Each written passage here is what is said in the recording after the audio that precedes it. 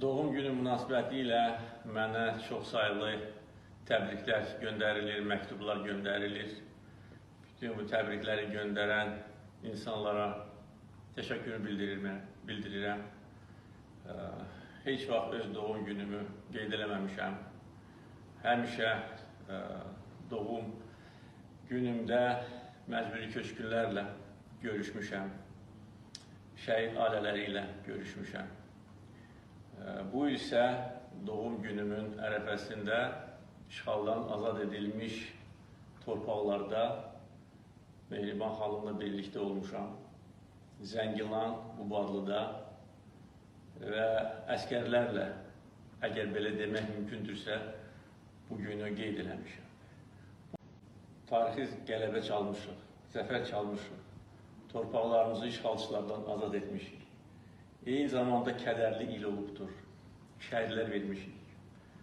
Gənc evladlarımız vətən uğrunda, torpaq uğrunda həlak olub, şəhidlik zirvəsinə ucalmışlar. Allah bütün şəhidlərimizə rəhmət eləsin, onların yaxınlarına Allah səbir versin, Allah bütün yaralı hərbçilərimizə şəfa versin. Əminəm ki, bundan sonraki illərdə ölkəmiz üçün uğurlu olacaq. Azərbaycan inkişaf tərəqqi yolu ilə gedəcək. Dağıdılmış şəhər və kəndlərimiz bərpa ediləcək. Böyük quruculuq işləri gələn ildən başlanır və əminəm ki, Azərbaycan xalqı bu quruculuq işlərində, müharibə dövründə olduğu kimi birlik, həmrəylik göstərərək öz böyüklüyünü bütün dünyaya bir daha göstərəcəkdir.